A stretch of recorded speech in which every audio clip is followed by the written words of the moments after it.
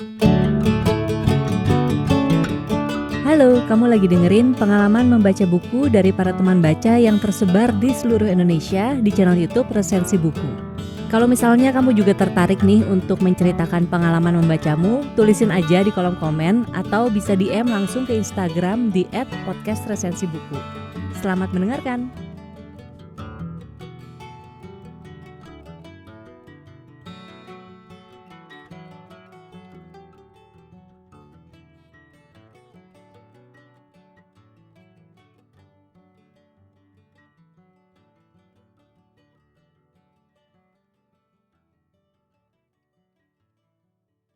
Halo teman-teman. Halo. Apa kabar? Baik. Kayak nggak pernah ketemu ya? Emang kita siapa sih? Kenalin, aku Sylvie. Aku Rega. Dela. Ini ya dalam rangka podcast resensi buku. Jadi ceritanya kemarin kita lagi scrolling Instagram, terus nemu ada lomba podcast resensi buku. Wih. Kalau perjumpaan pertamanya sama buku ini gimana? Jadi ini kan sebenarnya buku kedua Chandra Aditya. Nah buku pertamanya tuh juga gue baca gitu. Apa tuh judulnya? Apa ya? Romcom apa ya? When everything feel like romcom. Nah itu. 100 untuk Anda. Wih. Lanjut. Jadi aku pertama kali baca tulisannya Chandra itu di situ. Pas baca bukunya tuh bener-bener yang romcoms itu bener-bener nggak berhenti juga gitu. Kayak lu bisa membayangkan langsung apa yang dia ceritakan gitu loh. Mungkin karena basicnya anak film ya. Gue juga nggak ngerti sih. Cuman yang di buku selanjutnya yang dicerita untuk ayah ini pun juga gue merasa kayak gitu. Jadi banyak banget visual yang kata-kata yang visual banget gitu loh. Jadi gue bisa misalnya dari tempat mana, dari plot mana, cerita mana, terus pindah ke plot satunya, itu tuh gayanya tuh gaya film banget gitu loh. Kalau gue, jadi total gue baca si cerita untuk ayah ini tuh cuma 4 jam. Kalau gue dari gue itu dulu deh. Nanti kita sambung-sambung lagi. Coba kalau Rega gimana kalau Rega? Kalau gue sih lihat dari judulnya dulu sih. Pas ngelihat bukunya judulnya cerita untuk ayah, langsung kayak, wah apa ya ceritanya ya.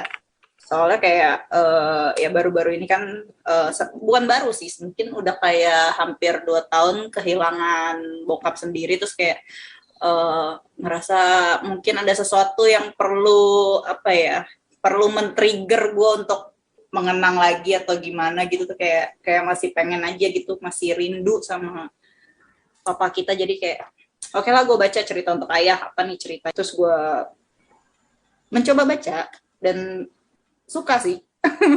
Jadi gimana kalau Dela? Nah kalau gue tuh justru baca buku ini karena disuruh Anda berdua. Thank you atas kejujurannya. Malam ini buku ini coba baca.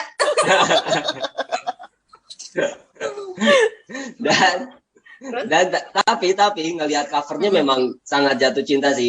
Jadi pas ngelihat covernya tuh kayak sepertinya menarik nih, kayaknya rekomendasi Rega dan Sylvie akan menarik gitu pada saat saya baca gitu kan. Tapi pas gue baca ternyata waduh ini terlalu menguras emosi. Oh, lebih ke situnya ya berarti lu ya. Suka ya kalau menguras emosi gini. Dan pembukaannya tuh kan di bab satunya tuh dia ini ya memperlihatkan Chandra Aditya nih ingin total dalam memperlihatkan sosok tokoh utamanya kan. Dia pengen memperlihatkan bahwa dia ini seorang stand up comedian. Jadi dibuka dengan peran dia sebagai stand up comedian. Itu cukup menarik sih. Iya benar-benar. Di Chandra ini tuh gue ngerasa kekuatan visual dan karakternya itu tuh bener-bener dibangun yang kayak kita nonton film gitu loh. Gue nggak tahu sih, gue nggak tahu kalian ngerasa apa. Di bukunya Chandra, gue melihat perjalanan proses perpindahannya itu emang bener-bener langsung dipatah kasar gitu loh. Kayak cut-nya tuh kerasa banget gitu. Itu yang aku ngerasanya itu kayak film banget sih.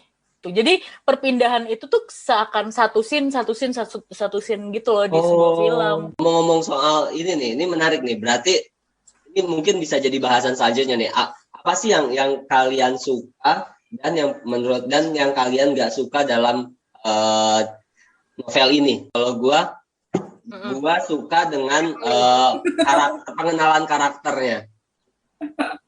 Jadi pengembangan karakternya tuh kuat menurut gua. Kayak yang tadi kan pembukaannya tuh dengan mencerminkan profesi dia bener-bener langsung nyeritain satu babak tuh lagi melakukan profesi dia gitu.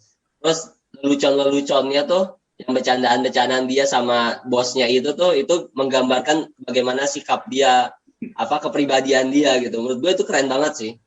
Keren banget kan karakternya ya. Karakternya keren. Nah, kalau yang gak gue suka adalah mungkin karena gue baca sastranya tuh yang kayak sastra klasik dan beberapa sastra yang emang kalimatnya tuh cukup baku ya. Nah, pas baca ini tuh kayak ada culture shock gitu gak sih? Jadi kayak pas baca tuh sesantai itu ya? Iya, kata-katanya kan langsung berubah drastis. Malah jadi lu kritisi. Oh, ini nulis. Iya. Kerja di penerbitan ya Anda ya? Bahasa. Memperhatikan hal-hal kayak gitu. Nah, kalau lu gimana nih? Rega. Oke. Nah, kalau gue sih yang paling gue suka dari buku ini mungkin apa ya? Dia itu berproses karakternya. Karakter yang digambarin tuh berproses banget. Bahkan bukan cuma karakternya, tapi gara-gara karakternya itu berkembang, ceritanya juga jadi kayak kelihatan ada perubahan. Naiknya gitu. Ada perkembangan gitu ceritanya dari si Elang yang cringe banget. Jadi lo akan ngelihat karakter ini tuh nyebelin banget. Emang komika gagal dasar lo gitu yang kayak. Tapi begitu lo sampai ke akhir cerita gitu, nanti lo akan ngelihat bahwa dia emang punya potensi jadi komika. Cuma dia belum menemukan istilahnya ciri khas dia sebagai komika atau kayak cerita-cerita yang memang pas gitu untuk dibawakan di panggung profesional. Oke, Silvi, apa Silvi? Tadi kan lu udah ngasih tahu yang lu suka. Nah, kurang yang gak lu suka apa nih? Gak sopan lu Silvi. Yang gak gue suka itu apa ya? Mungkin di sini di karakter Elang atau apa itu tuh kayak ngangkat isu yang mungkin sok jaksel gitu loh, ngerti gak sih? Kalau misalnya lu tinggal di Jakarta, lu relate. Tapi kalau untuk anak-anak daerah, aku rasa itu agak ada hal-hal yang terlalu kejakartaan gitu. Ini terlalu Jakarta sentris gitu loh. Tapi mungkin teman-teman di luar Jakarta ketika ngebaca ini sih gue pengen jadi pengen tahu apakah itu relate atau enggak gitu. Ini mungkin terakhir kayaknya biar teman-teman pendengar juga termotivasi, kayaknya mungkin kita bisa ngasih dorongan buat teman-teman baca. Ya, kenapa sih pendengar ini harus baca buku Cerita Untuk Ayah? Menurut gue ini buku yang gue boleh ngomong? Boleh. Menurut gue buku ini buku yang lu harus baca karena ada part lu jadi menghargai sebuah waktu dan lu bisa semacam refleksi hubungan dengan orang tua gitu.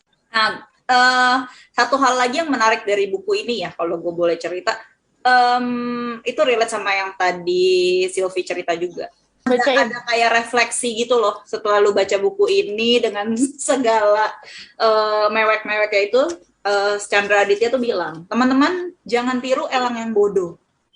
Tulis perasaan sayang kamu ke orang tua, keluarga, sahabat, teman, gebetan, atau anabul kamu di sini. Jadi lo punya 2 halaman kosong yang bisa lo isi. Jadi kalau lo butuh healing juga, lo akan dapetin itu di akhir cerita, disediakan ruang.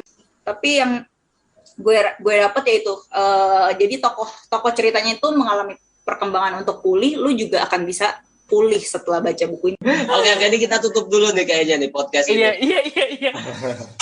Aduh. Oke, kalau begitu terima kasih yang sudah mendengarkan. Yeay. Selamat tinggal.